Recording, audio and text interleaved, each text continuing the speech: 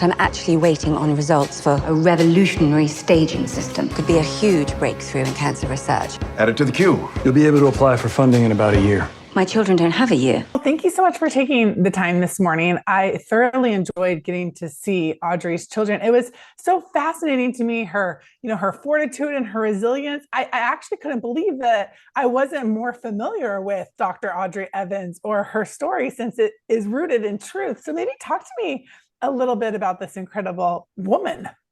Oh, it's so rooted in truth. So much of what you see in the film is exactly what happened. Even the stuff that seems a little bit crazy, the animals that she brought into the hospital to cheer the children up, putting the rabbit on the scanner to say, look, Bunny can do it, so you can do it. Like, all of that is completely true. She was such a wonderful, big personality, pioneer, trailblazing personality. And I had the same reaction to you. I could not believe I did not know who she was, and that Dr. Audrey Evans was not a household name. And especially as a Brit, I almost felt a responsibility that I was like, how do I not know? When I was given the opportunity to play this role, I'd done the Googling and realized that she really was as impressive as the script was implying, especially with co-founding the Ronald McDonald Houses that are, now in 62 countries around the world and helping tens of millions of families. I was like, for one woman, for one human to have achieved all this, I have to tell this story. What an opportunity. Yeah, and especially, even just thinking of when it took place. Like you mentioned the co-funding of the Ronald McDonald Houses, and she was a woman at that time and couldn't even do it alone, even if she had the money. It's so interesting. Yeah, it's completely that. All these things we take for granted now. We take for granted, a woman's position socially. The reason she was in America is because she could not be a doctor in the UK. It's that simple, and this is where the opportunity was for her when she was adamant she wanted to be a doctor ever since she was a child. And this is where the funding was. This is where the groundbreaking research funding was. And, still to this day, which is very timely if you've been watching the news this morning. So it's, all of that stuff is true. The animals is true, the Evans staging system that she created, and her walking down the street and finding that first Philly house that was going to house, 7, 8 families, a mere 7, 8 families. Holistic care that we take so for granted now. Mm-hmm. A sick child is a sick family. They need emotional support, financial support, practical support, like all those things we take for granted. Yeah. She was like spearheading that cultural understanding revolution. She since has passed, but before production, you were able to at least have a conversation with her. What impact did that leave on you? Oh, it was massive. I met her like 2 days before we started shooting, and she was very sick at the time. She wasn't strong enough to speak that day. But I sat by her bed, I held her hand, I gave her a kiss, and she looked at me, she smiled. We were just together for a while, and I kind of quietly asked her permission to play her. And, she gave it. She gave it with a smile and a nod and a look, and Julia was with me. And Julia, our wonderful writer, producer, who was close to her like an honorary daughter. And we all felt like she was like just holding on long enough to know we were in production. And then 2 weeks into the shoot, she passed, went to be with her beloved Dan D'Angio, played by the wonderful Jimmy Simpson. And, for you, you're coming back and taking this role, and it's your first one that you've done since you've become a mother. How does that kind of change the lens, especially surrounding yourself and immersing it in material, as difficult as this can be?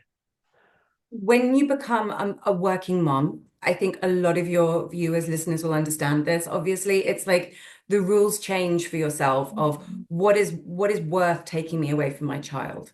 So, and I'm now a mother of 2 beautiful girls. And so when I took Audrey, I just had my first daughter, and I was like, it's going to take something really special to get me back in the saddle, to not be 24/7 with my beautiful child. And so I think you're just naturally more discerning about what you take and what you say yes to. Now, it's obvious why I took Audrey, but then the other opportunities that I've had since, I think it just shifts the lens and it shifts the focus and your priorities on on what you take and why.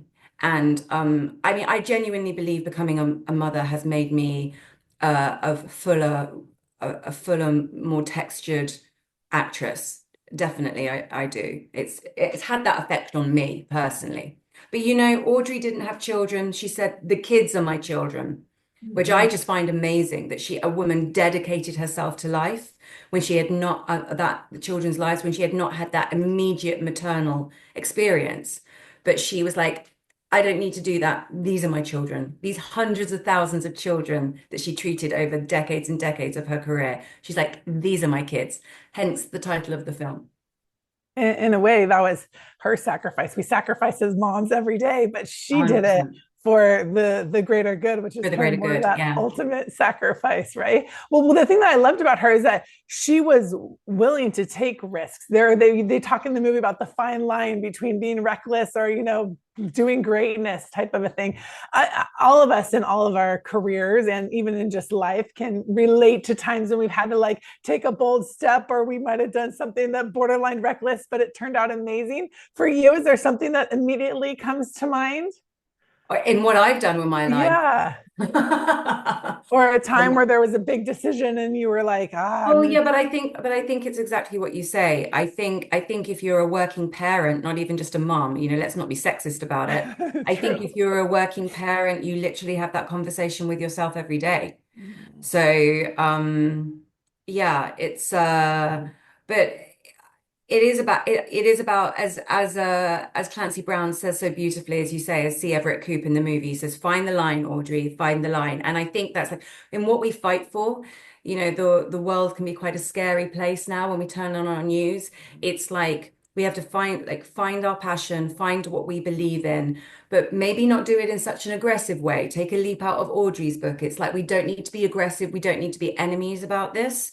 We just need to be reasonable and maybe come at it from a different angle so that the people that we're trying to persuade hear us in a different way and start listening.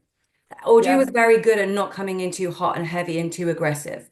If she got a no, she went back, she recalibrated and found another way to ask that was more appeasing to the people she was asking it of, you know, hundreds of millions of dollars of funding or whatever she's asking for. So I think we can all take a leaf out of her book there. Yes, because everything that she did was rooted in some sort of care and justification rather than a self-promotion, which I thought was so and great. She had the stats. She had the stats. Yes. She literally spent hours and hours in the lab and doing and writing those cards for like she had finding the information, getting the hospitals to talk to each other. So she had the stats for her argument. And you know, if you can empirically prove what you're saying, I mean, where's the argument? Right, there's a mic drop there. But having to play her, you know, I did think that you did a fantastic job with the balance of remaining poised when she needed to kind of, you know, stay that way, but then also like showcasing her drive and her desire to want and to do more, but wasn't able to do that. Did that come in? Like, how do you portray that through body language and through, you know, your acting skills, really? I mean, she was just a wonderful human being who was this dynamo. But with the children, she was soft, she was gentle, she never wore a white coat. She didn't want to frighten them with the white coat. So I think in my interaction with the children as well, that was very special. We had incredible child actors and supporting artist child actors. And to be able, you know, just to finish off by giving a nod here to those younger actors is what I'd like to do, because they're so present. Children are so honest in their make-believe. You just got to like riff off them, like play with them. They give so much. So it was a very special job in that way too. Nice. Well, thank you so much for taking the time. I can't wait for audiences to get to see this. And I know for sure they'll be impacted by this incredible story. Thank you so much, Kate.